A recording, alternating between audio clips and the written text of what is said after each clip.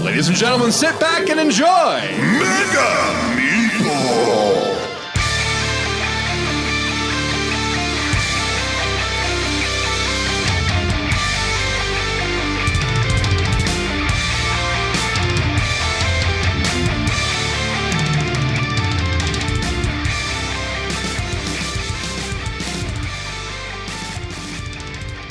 Greetings and welcome to the Mega Meeple, the show all about gamers and the games that bring them together. This is episode 50. No, not 50. What the hell am I doing? Episode 66. I haven't had my coffee yet today. Maybe I should have started recording afterwards. But hey. Well, thank you so much for smashing that download button and listening. If you are new here to the Mega Meeple gaming table, hey, welcome. Everybody's welcome here. There's always a chair available for you. Pop open a Mountain Dew, and we got some mac and cheese brewing. We got a pizza coming in, and just sit back and relax. Now, we do have for those of you new and maybe this may be your first time listening, so yeah, welcome. Now if you're new here, just let you know we have a website, www.themegameeple.com. Just go there. All of our episodes, all previous 65 of them, you could listen to those there, or you could go to iTunes if you haven't already, and subscribe to the podcast. And while you're there, make sure to put out some of that 5-star love and leave us a happy review. Really helps us out. And also on the website, if you go to the social media page, you could follow us on all the other things that we do on Facebook and Twitter and Instagram and Tumblr. And I lost track of how many stuff we have listed. But everything that you need to know and would ever want to know, even the stuff you don't want to know, is listed there. So go there and be sure to give us a follow, give us a like, give us a subscribe. You know, that kind of stuff really helps. Now, if you want to go that extra mile and help us financially, you could do our Pod Pledge or Patreon or Coffee. I think there's also even a link to PayPal or something like that. But yeah, just 20 of my listeners do $1 a month. That takes care of the Lipson fees. Everything else is just, those sprinkles on the jelly donuts, sir. But, if you're not able to support the show financially, that's cool. I understand that. I know that the things are tight, but yeah, if you're not able to help us on our Pod Pledge or Patreon or Coffee or anything like that, there's an absolute free way you could support the show, and that's just word of mouth. Tell your friends about it. Like I said, go to our social media pages, like, share, subscribe, comment, unlike. I don't care. Just as long as there's some kind of interaction there, that goes a long way as well. So that is also equally appreciated. Not able or don't want to do either one of those things, and hey, thank you for listening. So there you go. Yeah, my special guest co-host this episode, Brent McLennan, and my guest is a guy by the name of Daryl Durston. He's a physical education teacher and also a gamer.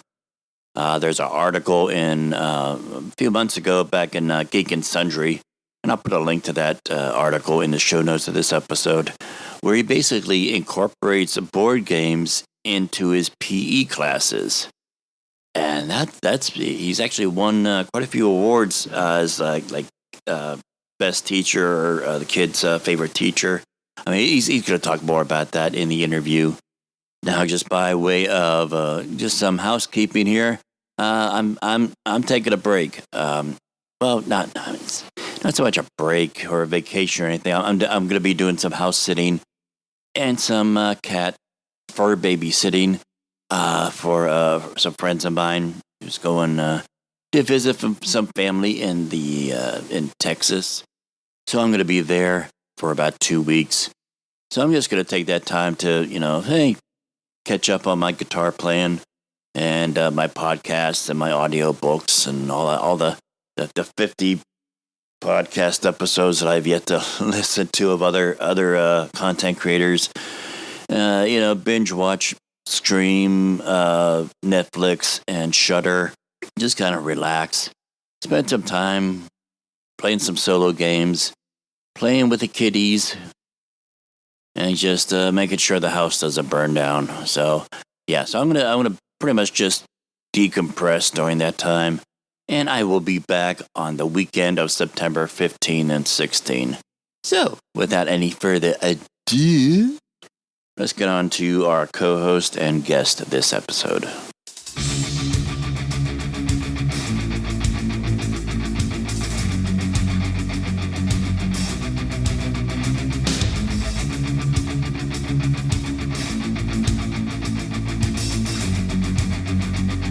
All right. Well, we're in our co-host spot this episode. We have a gentleman by the name of Brent McLennan. How you doing, Brent? I'm doing great. And yourself? Doing good. Now, you're up in Canada. Yes, I am. I'm north of the border, which it's different here. I'll just say it's a different area of North America. Montreal, Canada. So we're in the province of Quebec, and so in terms of my experience in board gaming, I've ran a group. Board gaming group here out of Montreal, and got fairly popular. And there was a dynamic of not everybody spoke English. So we had, since Montreal is a bilingual city, French being quite predominant, and English being the remaining community of English people. You get a lot of students in Montreal, much like Boston or some other college towns. So you do get an influx, a lot of people that might not English might not be their mother tongue, but they come in and they have a fair amount of knowledge of English. But you get a lot of people that would attend my events here at my gaming group in Montreal over the past couple of years when I was doing that, and you'd have to explain everything very carefully and slowly, and demoing games was a different type of approach for people that English wasn't their first language, So just in terms of the dynamic of Montreal, it's incredible. There's a lot of creative types, and there's a fair amount of the video game industry here. There's quite a lot of studios that are housed, that are set up here in Montreal, and so that a lot of these guys on their off time, they really want to do something else, but in the creative, they want to create. And so I've met up with people that are either ex video game, design. They worked on video game design, and they've moved along to the analog. The tried and true board games, and he's doing some incredible stuff, So I think Montreal has a bit of everything, the multicultural aspect. I find that the more popular games, sometimes it seems odd. Like there's the X-Wing fanatics, and there's the RPG, the Dungeons and Dragons, and all these kind of things that really do have and the Magic, obviously, Magic the Gathering, all these kinds of things that go on in every other major city, probably around the world. But North America, all the major players. All those kinds of games, you'll see that those events that are really organized regularly for those, organized play and all that. So, and tournaments. So, but that's well set up. But in terms of these like niche kind of board games, even if they're big elsewhere, it's like people will sit down to a table and they've never heard of Patchwork, or they've never heard of, and it's, some people are just discovering. But so I found that in Montreal, like some things just really just don't even get caught on the radar. They've never heard of it, and they're not as plugged into the social media, or like just in terms of like like I scour the internet for news of anything, but then some of these other people that come in, they're not as knowledgeable, or don't, they don't need that side to it. They just, come in and they want to play a game, and you just realize, wow, I'm really teaching you something you've never played before ever, and let's say I've played Scythe or some other type of game,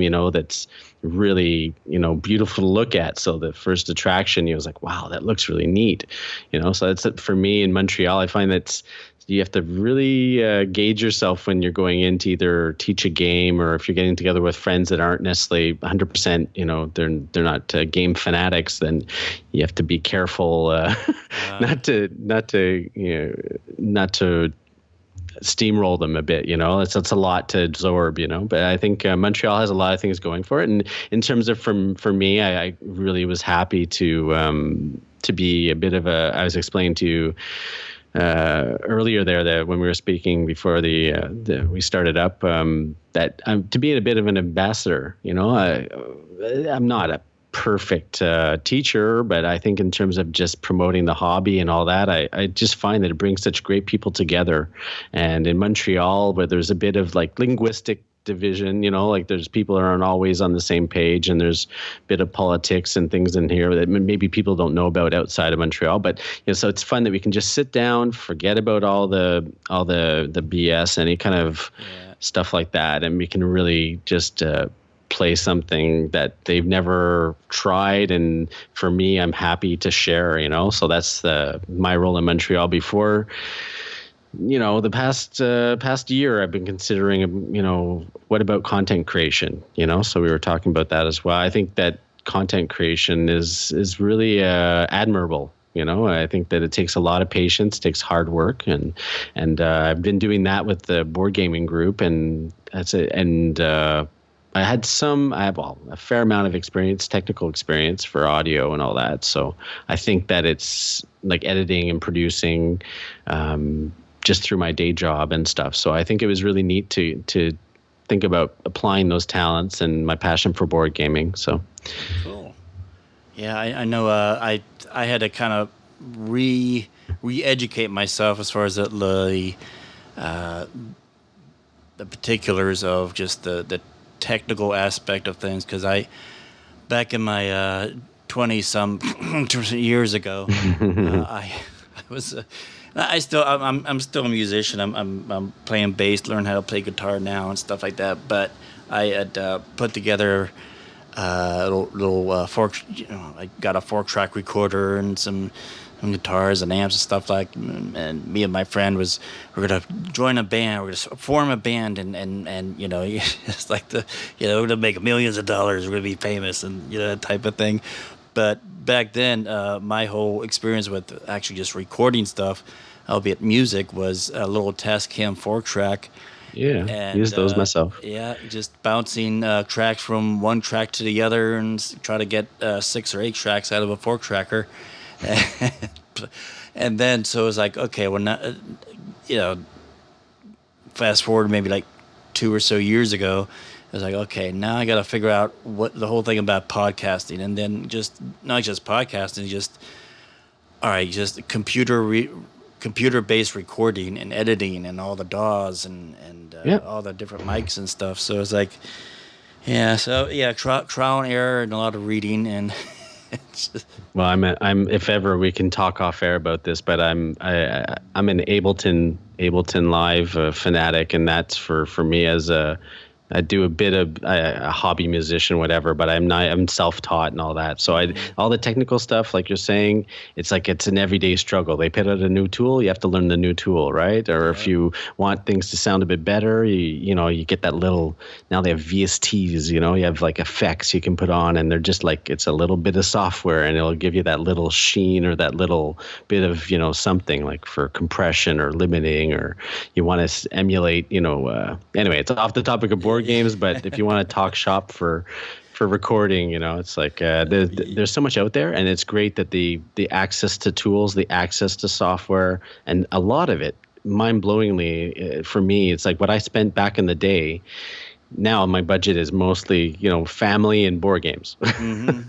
So, but back when I was single, there was a lot of money that went into, not a pipe dream, but just like my hobby of, I was doing a lot of recording on, music, mostly keyboards, and you needed the right little tool, the little box. You had to buy a mixer. You had to buy this. Now it's incredible. Like as a content creator, this is like this is prime time. This is like perfect for people. You used to have to struggle just to be able to afford a mixing desk or a microphone or just something high quality. It's like, man, what I'm working on now is just a Blue Yeti that I got on sale at Best Buy. I think this is incredible that the tools are so accessible for everybody. So it's you can have the best tools in the world, but if the content is not good, True. then Yeah, because I heard an interview with David Gilmour, and he said, I could go into any Guitar Center, pick up any guitar, be it cheap or expensive, and he could make it sound fantastic. Because it's like just you could have all the grandiose toys in the world, but if you don't know how to use it, if the creativity's not behind it, it's just going to be it's all it is going to be a computer or a microphone or a stick with strings on it. That's it. But it's like I said, for me, I think that this is why much respect to you, and there's I have my top 10 of people that I really respect in terms of content creation, and I think that it's good to have a breath of fresh air and people that have a unique angle, a unique perspective on the hobby or just in life in general. Like I think that you're coming at it from a different angle than a lot of people that I've listened to. So it's like there's much respect. I think that it's a hobby in itself, podcasting, but it takes a lot of dedication. So. Oh, thank you. Yeah, I've often when I first started, I was like, okay, what's my voice going to be, or not just. What's my approach or my take? What's my little signature that I'm going to be putting on? Because I talked about way back. We talked about putting out episode 0. I was like, okay, yeah, this is just me, and this is what I'm hoping to do. And I think when either that one or episode 1 is like, okay, well, every Tom, Dick, and Harry's putting a gaming podcast out there. Why should the gaming community have yet another podcast or another show? It's like, well, you can never have too many dice. How many more bags of dice do you need? But and that's one of the things that I've always tried to stress for is just the not just the gaming aspect, but the social interaction and the memories and the friendships that get formed from that.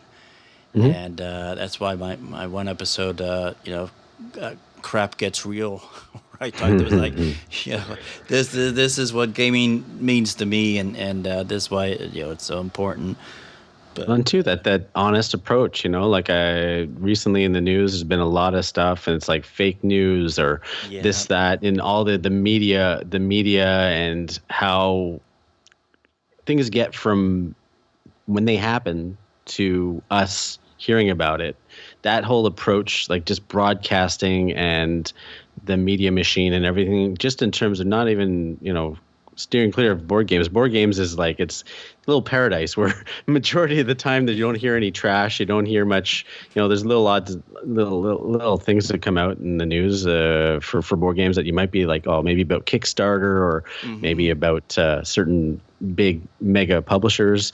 But, like you hear about a dirt, but in terms of just, I think that there's the honest approach to broadcasting, or I did a fair amount of college radio and all this, and I think that my whole approach was always just put it out there, let people learn about it. If they're interested, they'll come back. If they're not interested, then they'll find something else. And I think that's why, if you have choice, this is the nice thing about our society, is that there's just oodles and oodles and oodles of choice out there, and you don't just have one brand X podcast about board gaming. There are some big players, and that's great that they're so well established. But I think that there's a lot of room for others to have their take, and you never know, if people like it, then they'll come back, and then just slowly, bit by bit, you'll notice that people are listening, and they'll be interacting too. You're looking to start your podcast up there in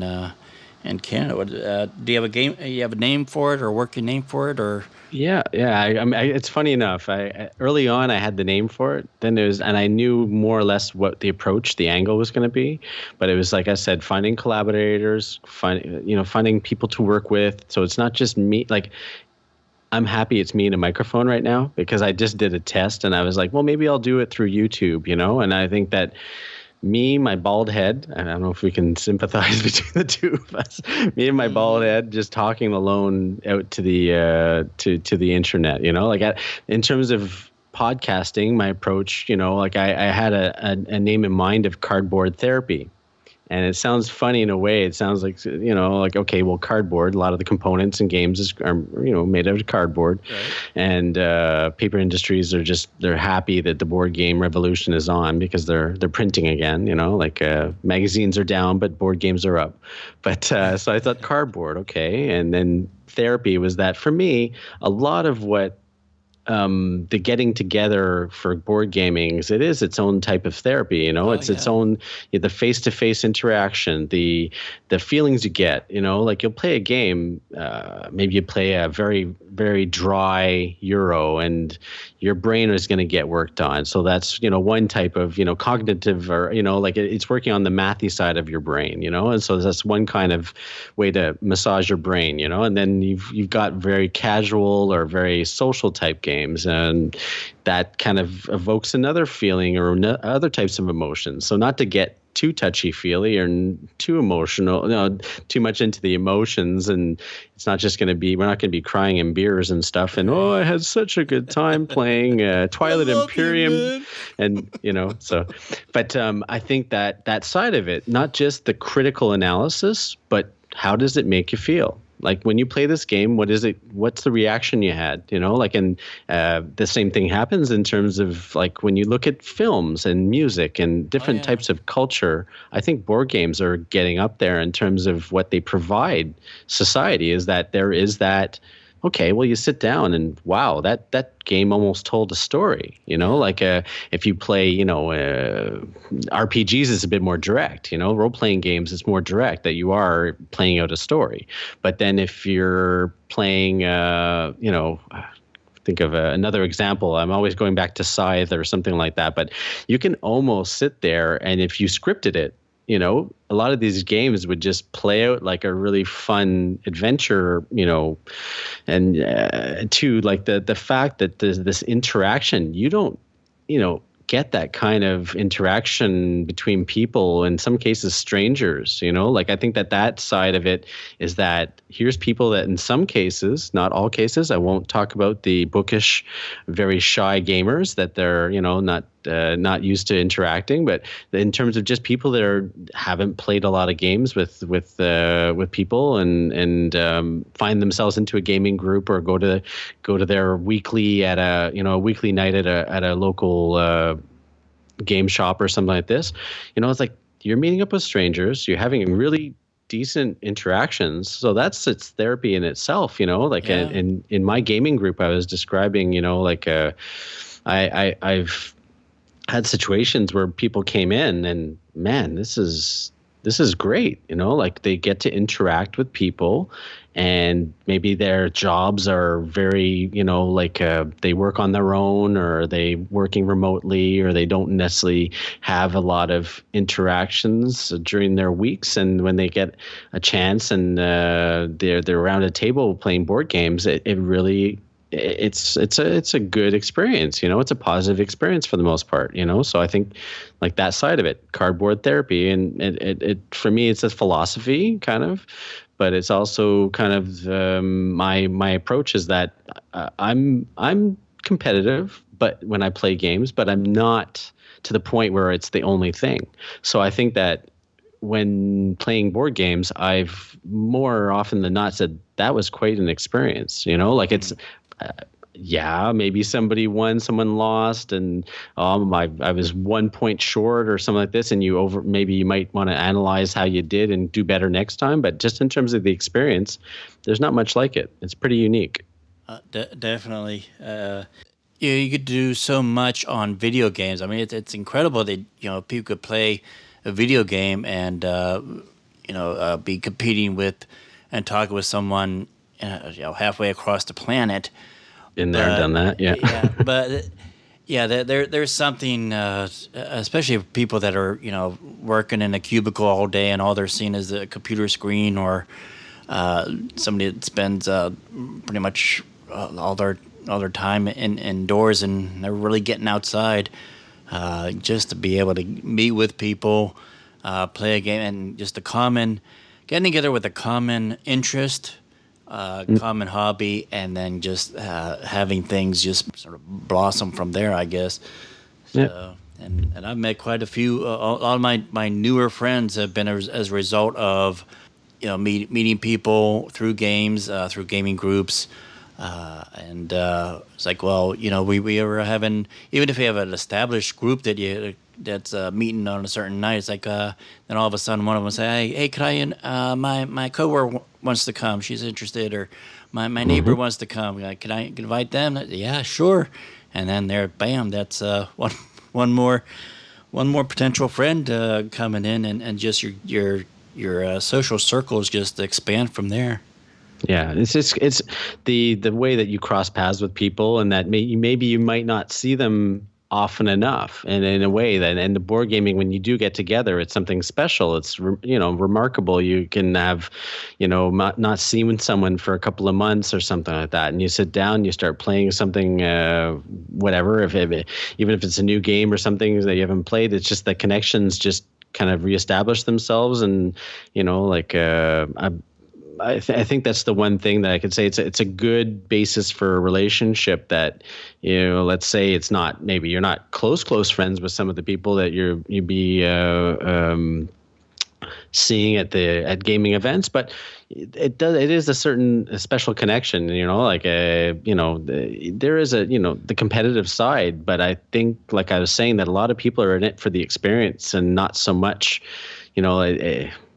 hopefully moving forward. I've been around the table with some sharks too, where it's like that their main thing is that they come to win, like they have the game face on, and I've just got involved in the last 12 months with a bit of X-Wing, and some of the guys are super friendly and super helpful, and just realizing I was as green could be, and let's see how nicely and how softly can I tenderize this fresh piece of meat, they're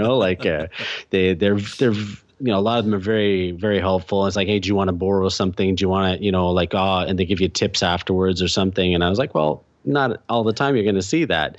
You go to the gym, and some guy's trying to lift more weights than the other guy. You go, I don't know. There's different examples of people that, if given a certain type of activity, they might not be so helpful, right? But I find the gaming community, for the most part, is incredible how helpful and how friendly and welcoming that they are. I visited South Carolina down south of you, and my main experiment was, let's see if I can attend a gaming meetup. I was there for summer vacation, and I spent 2 nights where I was digging through Facebook and trying to find a place that would have a decent event, and met an incredible guy, and he introduced me to a bunch of people. We went to a local shop, didn't know anybody at all, like aside from my first interaction with the guy that was organizing to a certain extent the event, and his name escapes me right now, but it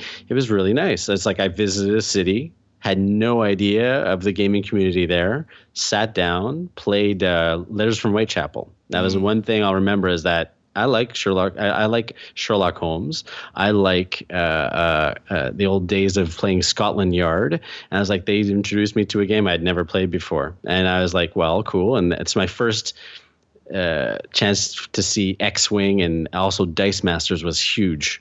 Dice Masters and X-Wing were both huge, but board games, they did take a break and say, what are we going to play? And so that they pulled out something that was interesting, and you see that it's pretty diverse. The other visit I made within the last couple of years was Toronto here in Canada. And of all places, like it was a meetup. I did the same experiment. Let's see if I can get in a gaming, at least a couple of hours of gaming. You know, I've never had people that I gamed with from Toronto before. So aside from the odd visit from people that were coming through Montreal when I was running my gaming group and my meetup. So I went there, and we ended up at Ryerson University in a very posh cafeteria type space with like lacquer table, like white lacquer, super designed tables. And it's a media school. It's like a media communication school in Canada, known internationally, but in Canada it's really well known for media, teaching all the new broadcasters and stuff. So I was like, I once applied to this university, and here I am sitting in the cafeteria playing board games with people I'd never met before, but we had some decent interactions, and the games weren't all that. Like I sat down for whatever they were playing, and I think Broom Service was what stuck out, and not so much my kind of thing, but man, I had some good interactions. The people were really sweet, and it was a really vibrant, busy gaming group. And so those interactions, like even through traveling, have been really, really great. That it's not always been in Montreal. Like I appreciate going somewhere else and meeting people through gaming. It's like a bit of a point in common, like something that we can say, well, you like to play board games, I like to play board games, and it gives us a common ground, right? Definitely, yeah. And there's from the aspect of all the different types of games, you talked about some people that really like to get physical. They got their physical stuff, and then they got their the mind gymnastics or the mind cruncher things that they have. And then even if you just if you have a job or a life that you're kind of overworked mentally and stuff, you have these games that I think the term is crunchy. People like their games crunchy, or even like their chips. Yeah, or even in a sense of mind candy. It's like there's no nutritional value to it. It's just kind of like mindless fun type of thing. So, oh man, like the amount of times you can. I brought up Love Letter or stuff like that just plays so fast, but it was made as a casual game. It was just made in a way that it's so easy to play and just fun to keep on, like going at it. You'll play three goes, you'll play 3 games in a sitting or something, or just keep on going with it. And I think that speaks a lot to, even the hardest, most discriminating gamer, like we'll just sit down. Oh yeah. We'll play Love Letter or something, and it's like just that, almost like, you can almost play it in your sleep, except if you play it a little bit too lazy, a little bit too sleepy, you don't win. But it's just incredible. Like I think that even if people will have like their set, I like to play this. Every once in a while, you convince them to get in on something they're not sure of, or it's okay. It's like, they have fun, and it just goes to show you that, like you don't have to always be, your brain doesn't have to be hurting, for it to be a fun time. Like there's certain games that are just, like you said, mindless fun or more of a social activity, but at least people are getting together for a good time, and everybody is open-minded, like it's a good time when you can see that people won't necessarily draw the lines all the time to, I just want to play, I just want to play Twilight Imperium, or I just want to play, Game of Thrones. It's like, well, I understood you got it for Christmas or something. That was one of the things that guys would come to my gaming group and they would say, It's like, yeah, I got Game of Thrones. Do you mind if I bring it? Well, have you read the rules? And then they get, yeah, there's a thick rule book to that. Eh? It's like, yeah. So you read the rules, watch some playthroughs on YouTube, and sure, well, you can bring it in and all that, but just be prepared. You gotta be ready for a game like that. So I've had fun with that over the years. Is like I'm not the best gamer in the world, but I do realize that there's a certain amount of preparation to playing some of these more weighty games, or the more drawn out, like the 3, 4, 5 hour plus games, but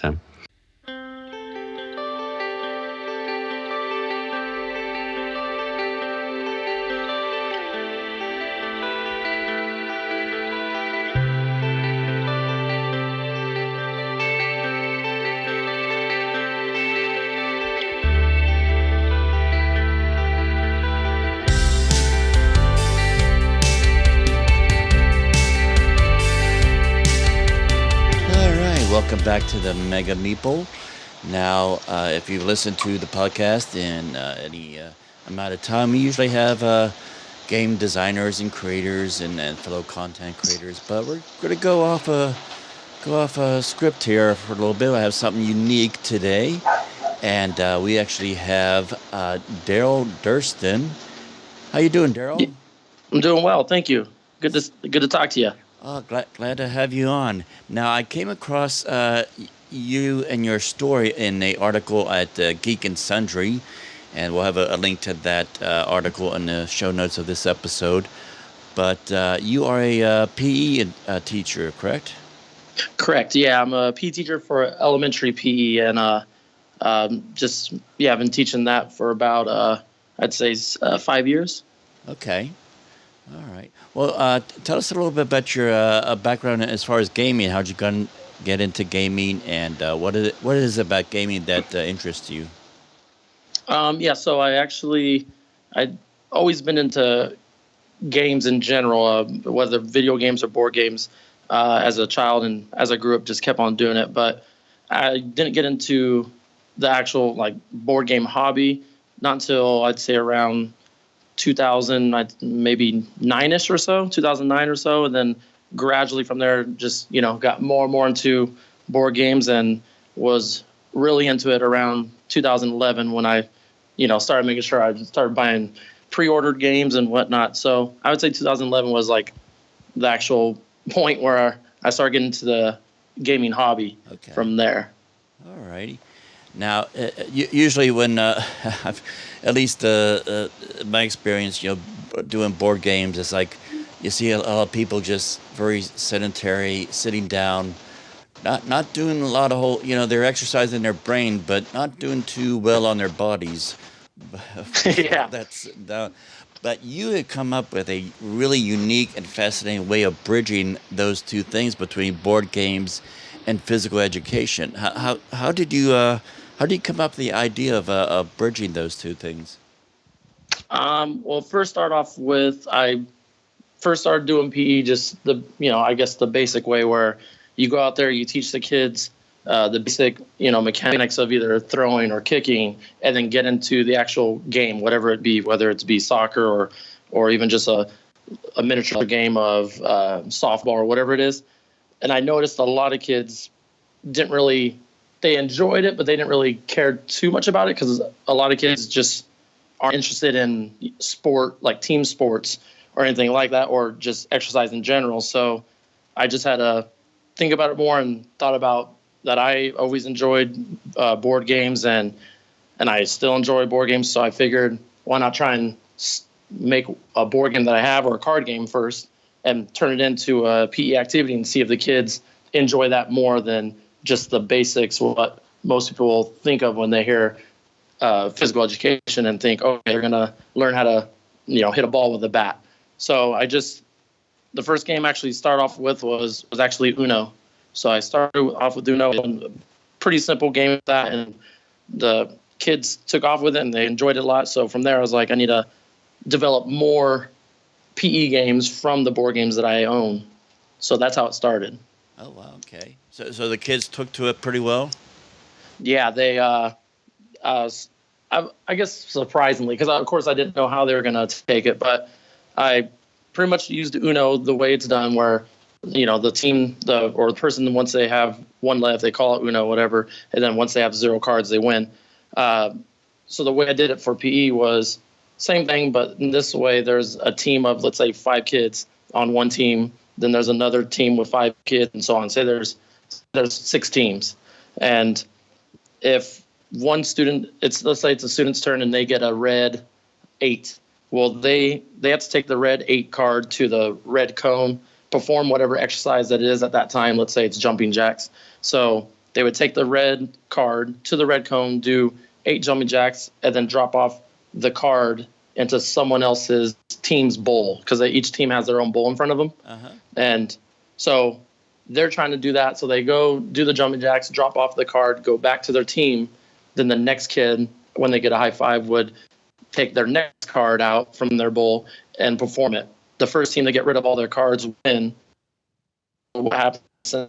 Every team sees a certain team is about to win. Obviously, more cards would go on that bowl if they see one team has 2 cards left. So the game would actually go on for a while. So I did 2 ways. I explained to the kids, saying either one team that has 0 cards wins, or after 2 minutes, we see which team has the least amount of cards wins. So it was actually really helpful when we used we used wild cards. So if they got the +4 wild, they'd have to run around all 4 cones and then drop off their card. So it actually worked out a lot, and the kids enjoyed it a lot. And all of them played Uno, so they're like, "Ooh, I played Uno, and we played it at home, this and that." So they're already familiar with it. Okay, cool. Now, what other games have you used to implement into PE classes? So I've done, besides speed, I call it speed Uno. Besides speed Uno, I've done regular deck of cards, where they're kind of like almost similar things, speed Uno. Then I've tried out do you know OK Play? The very simple. I think it's you gotta get 4 in a row or 5 in a row. Yeah. So I just made little tiles in a sense, and each team, it's kind of like a relay race. So they're running out. Let's say red team puts down their red color. The next team runs out. They attach their blue color to the adjacent one that they place down, and they're just going as fast as they can until one team gets, I think it's 5 in a row, 4 or 5. And this one, though, because usually with OK Play, it's, I go, then you go, then the next person goes. But with this route, I just told kids if they happen to be faster than the other team and they got out there before the other team went again, then that was their advantage. So the kids actually were working really hard and running without even realizing they were exercising and running so much. So OK Play was the next one I tried out, and it worked out.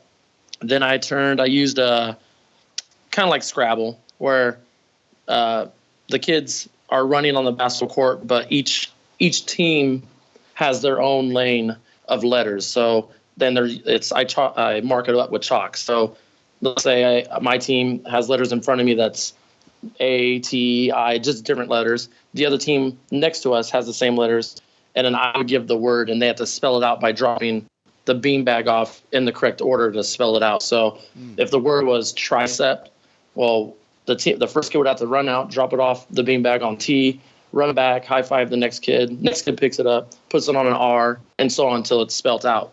Okay. So that was another one that worked out really well. Yes, and evidently that your approach to teaching kids via using board games and PE got some notice, because you were awarded a PE Teacher of the Year. What was it this year you got that?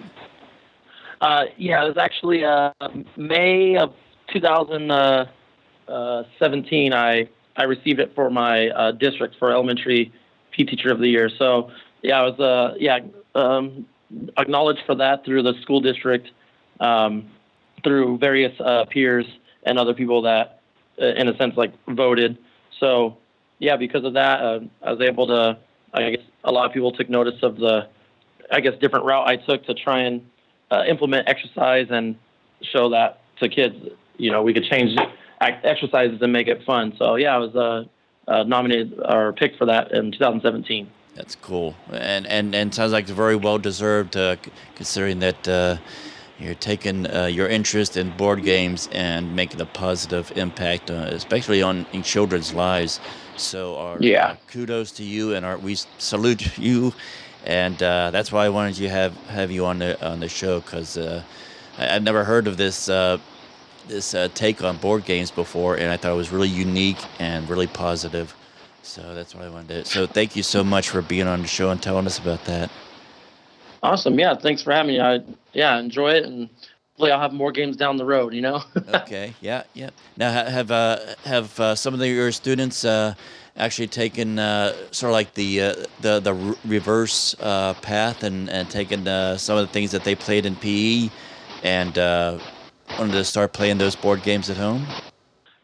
Yeah, I actually had a few kids come up and ask me where they buy these certain games that I've introduced, because I always let them know whenever a certain game that I've had as a board game that I turned into a PE activity, they always ask where did I get it from or how can I get it or obtain it. So it's nice to see that they're actually interested in it.